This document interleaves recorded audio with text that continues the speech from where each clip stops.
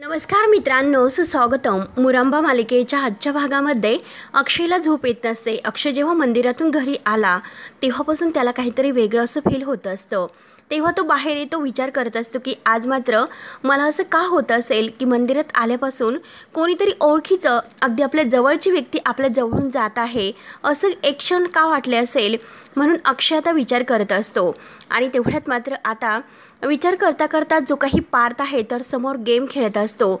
आणि गेम खेळताना मात्र अगदी तो इतकं घाईघाईत बोलत असतो की नाही थांब, नाही थांब, अगदी अगदी असं गेम खेळता खेळता विचित्रच तो बोलत असतो. तर अक्षयच्या आता पार्थकडे लक्ष जाते. पार्थने मात्र आता कानामध्ये हेडफोन वगैरे घातलेले असतात. तेव्हा तो म्हणतो की आता 15 सेकंड, अरे यार, असे काहीतरी तो विचित्र बोलत असतो. तर अक्षय लगेच आता त्याच्याजवळ येतो. अक्षयला खूप राग येतो. अक्षय रागाने त्याच्याजवळ येऊन मात्र त्याच्या कानातील हेडफोन आहे तर तो बाजूला करतो आणि पार्थला म्हणतो की पार्थ, काय हे सर्व बास कर आता. हे मी तुझ्यावर अगोदर सुद्धा ओरडलो होतो आणि अगोदर सुद्धा मी तुला सांगितलं होतं हे जे काही गेमचं व्यसन आहे ना ते चांगलं नाही म्हणून, ते बंद कर. बाद झालं, आता हे सर्व बंद कर. तेव्हा आता पार्थ म्हणतो की हे बघ काका, माझ्या वयाची जी मुलं आहेत ते सर्व गेम खेळतात. तेव्हा अक्षय म्हणतो की अरे तुला खेळायचं असेल तर तू खेळू शकतो, परंतु मैदानी खेळ खेळू शकतो.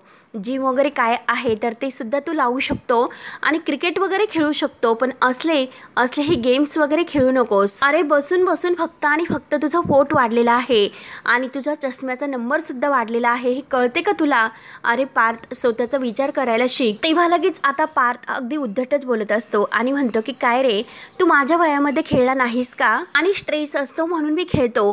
तेव्हा आता लगेच अक्षय म्हणतो की काय रे, कसला डोंबल्याचा अगदी स्ट्रेस असतो तुला? कसला ट्रेस असतो आणि ट्रेस घेतो या वयामध्ये? जे काही खेळायचं असेल तर ते घरामध्ये खेळ. आणि काय रे, घरामध्ये दिवसभर असतो आणि कसला तुला ट्रेस येत असतो? तर लगेच आता पार्थ म्हणतो की रिअली हो का, मला या घरामध्ये सगळं काही मिळतं का? मग माझे मम्मी पप्पा कुठे आहे ते मला आणून दे. कुठे आहे ते असे त्यांच्याबद्दल आता विचारायला अगदी अक्षयला तो पार्थ सुरुवात करतो. तेव्हा अक्षय एकटक त्याच्याकडे पाहतच असतो की पार्थ खरंच किती उद्धट झालेला आहे. म्हणून वर्षामध्ये 1-2 रिलीज पाठवणे हे नॉर्मल असतं का? तेव्हा आता अक्षय एकदम शांत होतो. अक्षय आता शांत होऊन आता पार्थला म्हणतो, पार्थ हे बघ, मी तुला शांतपणे सांगतो की जरीही तुझे आई बाबा नसले तरी सुद्धा मी आहे ना तुझ्या सोबत. तेव्हा मात्र आता पार्थ म्हणतो की हे बघ, मी तुला एकदाच सांगितलं की तू माझा बाबा नाही म्हणूस. माझा बाबा फक्त तिकडे अमेरिकेला असतो, तू बाबा नाहीस आणि मी तुला माझा बाबा सुद्धा मानत नाही. तर अक्षयला आणखीनच वाईट वाटते, कारण आत्तापर्यंत एका बाबाप्रमाणेच अक्षयने हे सर्व काही अगदी हँडल केलेलं असते, त्याला बाबांचे प्रेम दिलेले असते, तरी सुद्धा आज मात्र तोंडावर पार्थ हे सर्व बोलतोय. याचं अक्षयला फार असं वाईट वाटतं. त्यानंतर आता इकडे अण्णासाहेब मात्र जो काही फोटोला कुणाल्याला बोलावून घेतलेला असते आणि साई आणि रमा या दोघांना एकत्र फोटो काढायला सांगतात. तेव्हा मात्र आता साई आणि रमा हे फोटो काढायला उभे असतात, परंतु त्यांचं मन काही फोटो काढायला तयार नसते. अण्णांच्या आग्रहाखातर शेवटी अण्णांच्या मनासाठी ते फोटो काढायला तयार होतात आणि असे म्हणजे एकत्र ते उभे राहत नसतात, थोडेसे लांब लांब असतात.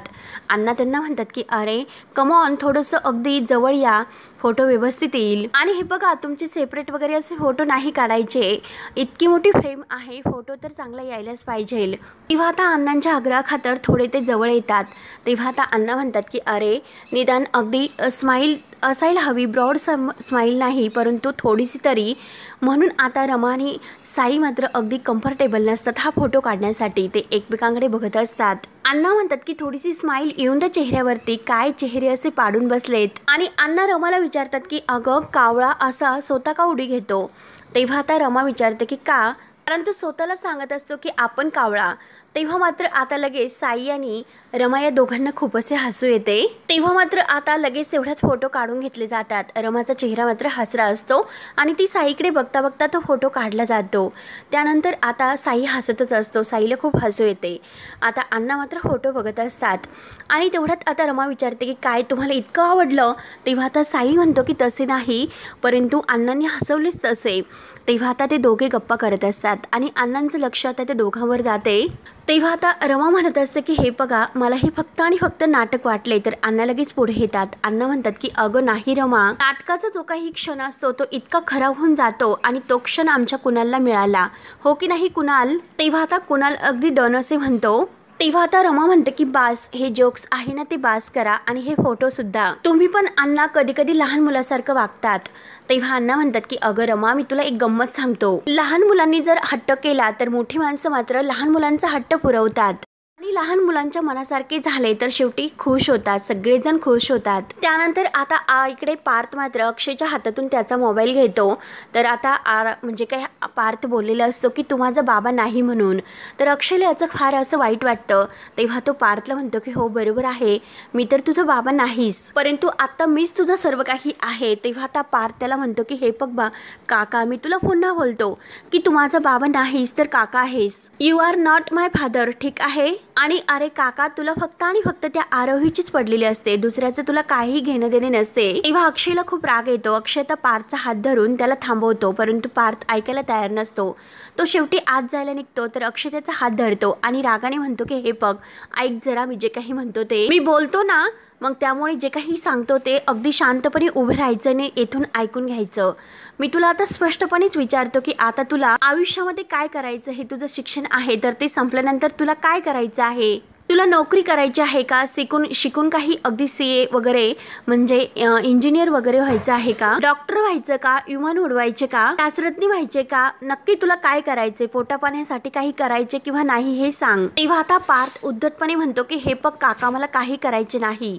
तर अक्षय त्याला म्हणतो की हे बघ माझ्याकडे बघ, तुला काहीच करायचे नाही का? मग कशाला हे शिक्षण घेतोस? माझे पैसे तू कशाला वाया घालतो?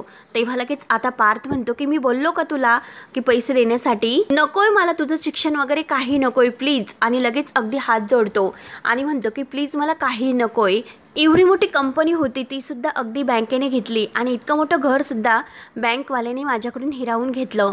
मग आता हे सर्व करून मी करू तरी काय? मला एक गोष्ट सांग, ह्या गावामध्ये आपण आलो, मग आता ह्या गावामध्ये येऊन मी काय करणार आहे ते मला सांग. तेव्हा आता अक्षयला खूप असं टेन्शन येते. अक्षय आपलं डोकं आवळतो आणि परत पार्थसमोर हात जोडतो आणि म्हणतो की बरं ठीक आहे बाबा, तू शेवटी मला माझी जागा दाखवून दिली, त्याबद्दल थँक्यू बरं का. आणि हे बघ, आता मी जे काही सांगतो ते नीट ऐकून घे, कारण तुझ्याकडे कोणताही आता दुसरा ऑप्शन नाही. तुला या गरीब काकाबरोबर या गरीब घरामध्ये आणि ह्या माणसाबरोबर येथेच या घरामध्ये राहावे लागणार. आणि तेवढ्यात इरावती बाहेर येत असते तर पार्थ म्हणतो की मी नाही राहणार. तेव्हा आता पार्थ नाहीच म्हणतो तर अक्षय म्हणतो की हे बघ पार्थ, मला अगदी वाद नकोय, येथेच तुला शेवटी राहावं लागेल. परंतु आता तो अक्षयच्या हाताला बाजूला असं झिडकारतो आणि तेथून आत जायला निघतो. अगदी इतकं उद्धटपणे पार्थ हा अक्षयशी वागत असतो. आणि तेवढ्यात इरावती दरवाजात असते तर पार्थ हा ऐकायला तयार नसतो. अक्षय त्याच्या मागे आवाज देत पार्थ पार्थ असे करत येत असतो. पार्थ मात्र आता खूप चिडलेला असतो. तर इरावती विचारते की काय झाले आणि ते दोघांना तर शांत करते. इतका आरडाओरडा कसला आहे आणि काय नक्की दोघे जण काय झालं ते मला प्लीज सांगतान का?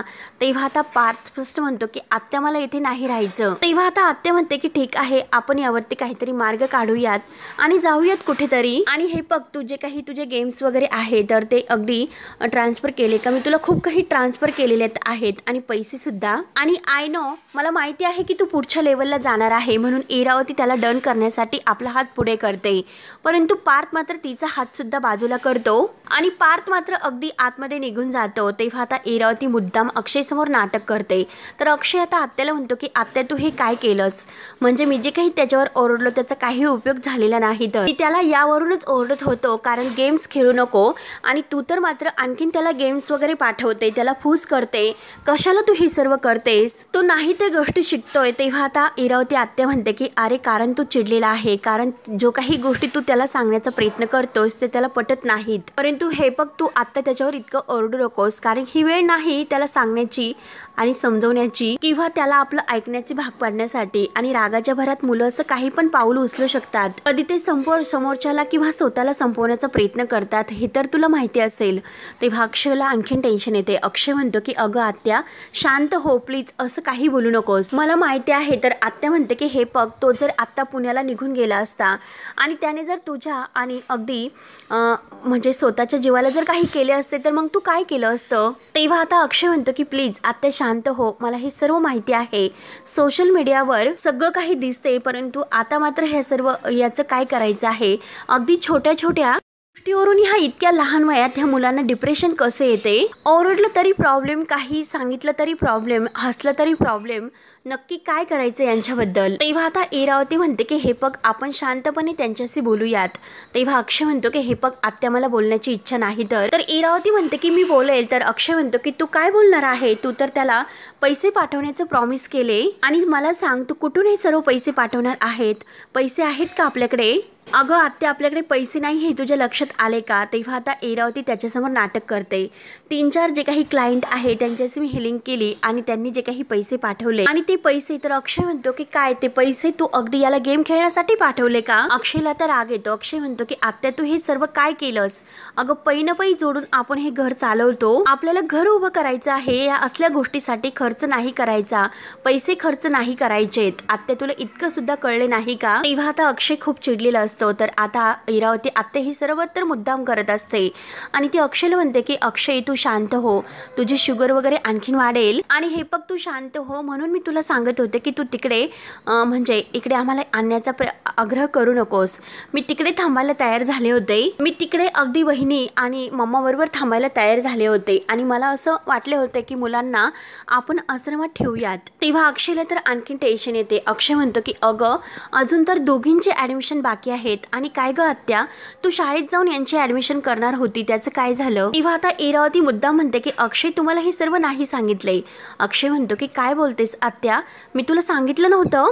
आणि परत तो स्वतःलाच म्हणतो की हो मीच विसरलं असेल नक्की. तेव्हा आता इरावती मुद्दाम मी आणि असं करत असते की मला नाही माहिती आणि विचारते की मुलींची ॲडमिशन झाली का. तर अक्षय म्हणतो की अजूनपर्यंत नाही झालेली आणि ते सर म्हणालेत की आपण काही मुलींना सवलत देऊयात आणि त्यांना येऊन दे असे मधूनच, कारण शिक्षणही व्हायला जाऊ नकोस. आणि ह्या दोघींना अगदी शिकण्याची तर खूप इच्छा आहे परंतु ह्या दोघांना नाही, कारण मात्र यांच्यासाठी शिक्षिका नवीन असेल, मित्रमैत्रिणी नवीन असतील आणि सर्व काही अगदी शाळासुद्धा नवीन असेल, त्या दोघी कसं ॲडजस्ट करतील हेच मला नाही कळत. म्हणून अक्षयला खूप टेन्शन येते. त्यानंतर आता इकडे आर्था आणि जी काही आरोही आहे तर त्या शाळेला जायला तयार होतात. आता त्यांची सर्व तयारी करत असते. तर आता त्या नाश्ता वगैरे करत असतात. राणी त्यांच्यासाठी पाणी वगैरे घेऊन येते. आता मात्र नवीन शाळेला जायचे असते म्हणून आरोही आणि आर्था अगदी म्हणजे घाईने खात असतात. राणी त्यांना म्हणते की अगं जरा हळूच, ठसका वगैरे लागेल. तर आरोही म्हणते की माझं संपलं त्यामुळे मला पाणी दे. तेव्हा राणी त्यांना पाणी देते. तर आरोही खूप असे हसत असते. तेवढ्यात अक्षय आता तयार होऊन बाहेर येतो. अक्षय मात्र आता त्या दोघींना बघून अगदी खुश होतो आणि म्हणतो की माझ्या दोन्ही लेकी अगदी रेडी झाल्यात. तेव्हा त्यासुद्धा अक्षयकडे बघून अगदी खुश होऊन हसतात आणि चला चला. तेव्हा आता लगेच आरोही म्हणते की आम्हाला शाळेमध्ये सोडण्यासाठी कोण येणार. तर तेवढ्यात काकासुद्धा तेथे येतात. तर अक्षय म्हणतो की मी येणार आहे स्वतः. आणि तेवढ्यात काका म्हणतात की नाही, आज मात्र पिल्लांना शाळेत सोडण्यासाठी रमाकांत काका येणार, ते स्वतः येणार, कारण बाबांना तर नवीन जॉबला जाण्यासाठी उशीर नाही का होणार. तर आरोही आणि आर्था ह्या अगदी काकांकडे बघून हसतात. तेव्हा मात्र आता काका हे अक्षयला म्हणतात की अक्षय अरे हा जॉब आपल्यासाठी किती महत्त्वाचा आहे, तो टिकून राहिला पाहिजे तरच आपलं सर्व काही घर वगैरे चालू शकते. तेव्हा आता लगेच अक्षय म्हणतो की हे बघ काका, अरे डोंट वरी, मी नक्की तिकडे वेळेवर पोहोचेल, यांना सुद्धा शाळेमध्ये सोडेल आणि वेळेवर तिकडे जाईल. कुठल्याही फॉर्मॅलिटीज पूर्ण न करता, यांना कशालाही न अडवता मात्र यांना शिक्षण घेऊन द्या आणि यांच्या फॉर्मॅलिटीज आहेत तर त्या पूर्ण करणं ही आपली जबाबदारी आहे. त्यांचं शिक्षण व्हायला जायला नको त्यामुळे मी त्यांना सोडायला जातोय आणि अगदी वेळेत तिकडे येईल. तेव्हा मात्र आज त्यांचा पहिला दिवस असल्यामुळे आता औक्षण तर व्हायलाच पाहिजे असे बोलून तो राणीला आतमधून अगदी औक्षणाचे ताट घेऊन यायला सांगतो.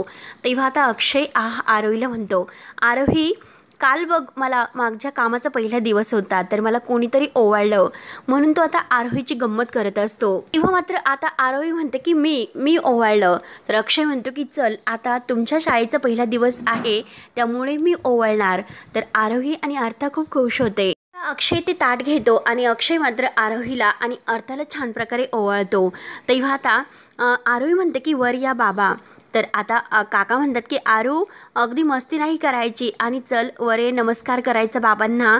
तेव्हा आता लगेच आरोही हात जोडते आणि मोरया असं म्हणते. अक्षय खूप खुश होतो आणि तिचं औक्षण करतो. तेव्हा आता अक्षय म्हणतो की मला एक गोष्ट सांगा बरं, आता तुम्हाला काय आशीर्वाद हवा आहे? दोघीचे औक्षण केल्यानंतर तो विचारतो. तर आरोही म्हणते की बाबा, मी काल तुला आशीर्वाद दिला तोच आशीर्वाद आम्हाला हवा आहे. तेव्हा आता अक्षय म्हणतो की बरं ठीक आहे आणि चल तुम्हाला आयुष्यामध्ये खूप काही अगदी आनंद मिळो. तेव्हा आता आरोही म्हणते की आणखीन एक, आणि अक्षय म्हणतो की अरे बापरे आणखीन एक. तर आरोही म्हणते की तू असा आशीर्वाद मला दे जे काही आम्हाला हवं ते सगळं काही मिळून दे. तेव्हा आता अक्षय म्हणतो की ओके आणि चल तुम्हाला आयुष्यामध्ये जे काही हवं आहे ते सर्व मिळून दे. तेव्हा मात्र आता आरोही अगदी उड्या मारायला सुरुवात करते, खूप खुश होते. तर अक्षय म्हणतो की चला मग आता निघूयात. तर आता आरोही मनात म्हणते की मला तर आई हवी आहे आणि माझी आई नक्की मला मिळणार, म्हणून आरोही खूप खुश होते. त्यानंतर आता स्कूल बॅग घेऊन आता त्या दोघी बाहेर येतात. आरोही मात्र अगदी आनंदाने उड्या मारत पुढे धावत असते आणि अक्षय तिच्या मागे आणि ती रिक्षामध्ये बसते आणि म्हणते की बाबा मी साईडला बसणार. तर अक्षय म्हणतो की हो का, आणि अर्थाला विचारतो की काय अर्थ बाळा तुला सुद्धा साईडला बसायचं का? तेव्हा आता अर्थ म्हणते की हो मला सुद्धा साईडला बसायचं. तर अक्षय म्हणतो की चला तर मी तुमच्या दोघींच्या मध्ये बसतो. तेव्हा अक्षय म्हणतो की ठीक आहे चला, आणि रिक्षावाल्या काकांना विचारतो की दादा अहो किती होतील? तर ते सांगतात की 50 रुपये. आता अक्षयकडे 50 रुपये खर्च करण्याची सुद्धा अगदी ताकद नसते, कारण त्याच्याकडे अगदी पैसाच राहिलेला नसतो. तेव्हा अक्षय थोडासा विचार करतो आणि बरं चला ठीक आहे 50 तर 50, म्हणून तो आता अर्थ आणि आरोहीला अगदी रिक्षामध्ये बसवतो आणि आता ते रिक्षामध्ये बसतात आणि त्या दादांना म्हणतो की चला आता अगदी सावकाश बरं का. आणि आता तो मुलींना विचारतो की काय तुम्ही एक्सायटेड आहात ना? तर लगेच आरोही जोरात ओरडत म्हणते की आय एम व्हेरी एक्सायटेड. आणि आता छान असा आनंद ते तिघेही घेत असतात. तेव्हा मात्र आता अण्णासाहेब कर्णिक यांची जी काही शाळा असते तर तेथेच मात्र अक्षय त्यांना आणून सोडतो. तेव्हा आता आरोही तर खूप खुश होते, कारण शाळा आली आणि छान असे आनंदाने उड्या मारते. तेव्हा आता आरोही विचारते की बाबा तुझं कॅन्टीन येथून किती लांब आहे? तेव्हा आता अक्षय तिकडे हात दाखवतो आणि म्हणतो की येथे जवळच आहे, कॅन्टीन इथे आणि शाळा इकडे. आणि अक्षय म्हणतो की हो. तर आरोही म्हणते की इथे? तर अक्षय म्हणतो की हो. आणि तुम्हाला एक गंमत माहिती आहे का? अगं बाळा तुम्ही शाळेमध्ये जे काही खाणार आहात ना तो सगळा स्वयंपाक मीच करणार आहे इथे. आरोही खूपच खुश होते आणि आनंदाने उड्या मारते. तर अर्था म्हणते की चल आता. दोघी आता खुश होत मात्र अगदी अक्षयला बाय करत शाळेमध्ये निघून जातात. अगदी आनंदाने उड्या मारत अर्थ आरोही जात असते. तर तेवढ्यात अक्षयला एक कॉल येतो. तेव्हा अक्षय मात्र फोनवर बोलत असतो आणि तेवढ्यात त्याच्या मागून रमा येते. रमा मात्र वॉचमन काकांना सर्व काही व्यवस्थित कसे काय अगदी त्याची देखरेख वगैरे करण्यासाठी सांगत असते. आणि अक्षय तेव्हा फोनवर बोलत असतो. तर रमाचं सुद्धा लक्ष अक्षयकडे जात नाही आणि अक्षयचं सुद्धा लक्ष रमाकडे जात नाही. त्यानंतर मात्र आता इकडे आरोही आणि अर्था या गप्पा करत असतात आतमध्ये आल्यानंतर. आणि तेवढ्यात मात्र रमा ही अक्षयच्या जवळून आत येत असते आणि तेवढ्यात आता आरोहीला गोलू दिसतो. आता गोलूला बघून त्या दोघींना इतका आनंद होतो. आरोही लगेच आता गोलूला आवाज देते की गोलू. तेव्हा गोलू हा अगदी आनंदाने धावतच आरोहीकडे जायला निघतो आणि तेवढ्यात रमाला तेथे आतमध्ये येत असताना गोलूचा धक्का लागतो. तर रमा विचारते की काय झाले, का तू इतका धावतोस? अरे हळूच चाल, अरे तू जर पडला असता तर तुला लागले असते. तेव्हा मात्र आता लगेच गोलू हसतो. तर आता रमा ही आत निघून जाते आणि आता गोलू मात्र अगदी इकडे आरोही जवळ येतो. तिला घट्ट अशी मिठी मारते. आरोही इतकी खुश होते. दोघी सुद्धा अगदी खुश होतात. आरोही त्याला विचारते की गोलू तू कसा आहे? तर गोलू म्हणतो की मी चांगला आहे, तू कशी आहे बरं? आरोही म्हणते की हो मी सुद्धा मस्त आहे. तेव्हा मात्र आता रमा ही आत जात असते. तर आरोही विचारते की त्या मॅडम कोण होत्या? तर गोलू सांगतो की त्या आरके मॅडम आहेत, त्या शाळेच्या हेड आहेत. तर आता आरोही नाराज होते. आरोही म्हणते की मला तर त्यांचा चेहरा सुद्धा नीट नाही दिसला रे. आणि आता गोलू म्हणतो की अगं त्या तर खूप छान आहेत. आणि आरोही तू तर माझ्या स्कूलमध्ये सुद्धा आलीस, मला सुद्धा खूप खूप खूप खूप आनंद झाला. तेव्हा आता ते अगदी आनंदाने उड्या मारत असतात. तर रमा वळून आता त्यांच्याकडे पाहत असते. तेव्हा आता रमाला अगदी त्यांच्याकडे बघून डोळ्यामध्ये पाणी येते. रमा आता अगदी डोळ्यामध्ये पाणी आणत म्हणते की खरंच माझी लेक किती गोड आहे आणि माझी लेक सुद्धा याच वयाची असेल, ती सुद्धा अशीच असेल. आता मात्र आरोही, आर्था आणि गोलू एकमेकांबरोबर छान असे खेळत असतात आणि रमा त्यांच्याकडे अगदी खुश होत बघत असते. रमा सारखी त्यांच्याकडे बघतच असते आणि अगदी रडता रडता डोळ्यामध्ये पाणी येता तिला हसू सुद्धा येते. तोपर्यंत आता ही छान असे आनंदाने खेळत असतात. आणि त्यानंतर आता जेव्हा स्कूलही सुटते तर तेव्हा मात्र आता गोलू हा आरोहीला म्हणतो की आरोही माझे आई आणि बाबा मला नक्की येथे घेण्यासाठी येतील। तेव्हा मात्र आरोही म्हणते की अरे मला माहितीच नव्हतं की आपली शाळा इतक्या लवकर सुटते आणि अर्थताईची शाळा सुटण्यासाठी तर खूप असा वेळ आहे तर। आणि तेवढ्यात अजमल काका गोलूला आवाज देतात की गोलू तुझी आई आता गेट जवळ आलेली आहे।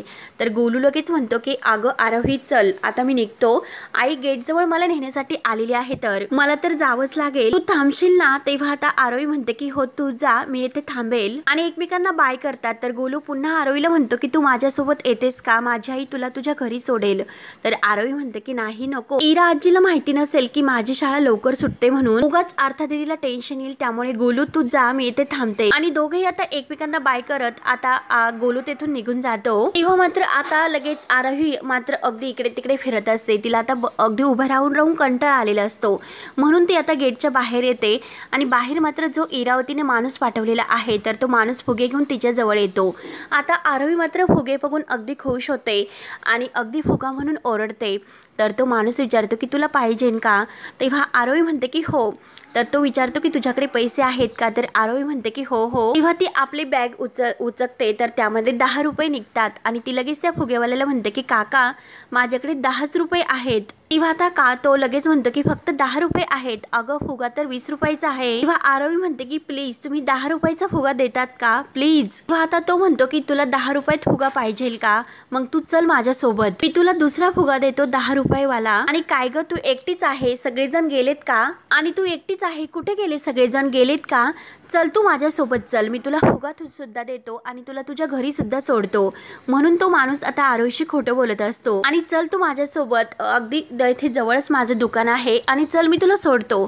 तेव्हा आता आरोहीला वाटतो की नक्की आता हा चांगला माणूस आहे आणि ती अगदी लहान मुलांना काही कळत नसल्यामुळे ते आता त्या फुग्यावाल्यासोबत जायला तयार होते। तेव्हा मात्र आता तो माणूस इतका खुश होतो कारण इरावतीने त्याला अगदी आरोहीचा फोटो देऊन काही पैसे मात्र आता आरोहीला किडनॅप करण्यासाठी दिलेले असतात आणि तेच आता त्या माणसाला आठवते। आणि हे बघ, ह्या फोटो नीट बघ, ही मुलगी शाळेत असेल, शाळेचे कपडे तिने घातलेले असतील, तिच्याबरोबर कोणी नसेल आणि तिला कोणी घ्यायला सुद्धा जाणार नाही तर, आणि त्या मुलीला तू उचलायचं, तुझ्या ताब्यामध्ये ठेवायचे, जोपर्यंत माझा फोन तुला येत नाही तोपर्यंत तुझ्याच ताब्यामध्ये तू त्या मुलीला ठेवायचं। आणि ती पैसे आता त्या अगदी त्या माणसाच्या हातात देते आणि तेथून त्याला जायला सांगते। इरावतीने आता हे सर्व सांगितलेले आहे ते सर्व त्याला आठवते। तेव्हा मात्र आता इरावती पुढे येते आणि आता मात्र आरोही हरवली असणार याचा त्रास तर अक्षयला फार असा होईलच। आणि जेव्हा मात्र इरावती पुन्हा आरोहीला घरी घेऊन येईल तेव्हा आता अक्षयचा माझ्यावर इतका आणखीन विश्वास वाढेल, त्यामुळे माझं काम तर आणखीन सोपं होत जाईल। आता मात्र ही जी काही मुकादमांची प्रॉपर्टी सर्व काही हातात येण्यासाठी मला एक एक पाऊल असं प्लॅन करून करावंच लागेल। फक्त आता त्यासाठी काही क्षण दूरवर आहेत आणि सर्व काही अगदी माझ्या हातात आल्यानंतर मग मात्र आता ह्या मुकादमांना मी कसा धडा शिकवते हा इरावतीचा प्लॅन असतो। तेव्हा इरावती खूपच खुश होत असते आणि आता हा माणूस इरावतीने सांगितल्याप्रमाणे म्हणजे आरोहीच्या हाताला धरतो आणि तिला तिकडे घेऊन जात असतो। ती इरावतीच्या ठरल्या प्लॅन प्रमाणे आता तो माणूस फुग्याचे नाटक करून आरोहीला तेथून घेत जात असतो आणि इकडे इरावती तर खूपच खुश होत असते। शेवटी मित्रांनो हा भाग येथे संपतो। पुढील भागामध्ये आता मात्र तो माणूस बळजबरीने आरोहीला घेऊन जात असतो आणि आता आरोही म्हणते की मला तुमच्यासोबत नाही यायचं। तेव्हा तो माणूस इतका ओरडतो आणि जबरदस्तीने तो आरोहीला घेऊन जात असताना मात्र आरोही त्याच्या हाताला डसते। तेव्हा तो आरोहीवर धावून जाणार तोच लगेच साई तेथे धावतच येतो आणि त्या माणसाच्या सनकन एक कानामागे देते आणि आता आरोहीला मात्र तो वाचवतो। तेव्हा आता आरोही घरी आल्यानंतर मात्र हे सर्व अक्षयला सांगत असते की एक माणूस फुगेवाला आला होता आणि तो जबरदस्तीने मला घेऊन जात होता आणि तेवढ्यात तेथे एक काका आला आणि त्याने मला त्या माणसाच्या ताब्यातून वाचवले। तेव्हा आता तो माझा फ्रेंड झालेला आहे। तर अक्षय विचारतो की अगं तुझ्या त्या फ्रेंड्स काकाचं नाव काय आहे, कोण आहे तो। तेव्हा आता आरोही साईचं नाव घेणार का, कारण तो साई असतो। त्यानंतर आता जो काही फोटो समोर लावलेला असतो तर रमाला खूप राग येतो। रमा म्हणते की हा फोटो येथे कोणी लावला। तर आता लगेच अण्णा म्हणतात असतात की अगं हा तुझा वर्तमान काळ आहे आणि तुझा भविष्य काळ सुद्धा जो सतत तुझ्या समोर उभा राहील आणि हे बघ तो सतत तुझ्या नजरेसमोर राहावा असं मला वाटते। तेव्हा आता रमा म्हणते की मी हे कसं विसरू की मी एका मुलीची आई आहे म्हणून। तर अण्णा विचारतात तुला खरंच असं वाटतं की कधीतरी तुझी लेक तुला परत मिळेल म्हणून। तेव्हा आता रमाच्या डोळ्यात खरंच खूप पाणी येत असते, ती रडत असते, तिला आपल्या मुलीची खूप अशी आठवण होते। तेव्हा मात्र आता पुढे काय होईल हे पाहण्यासाठी आपल्या चॅनलला नक्की सबस्क्राईब करत राहा। धन्यवाद।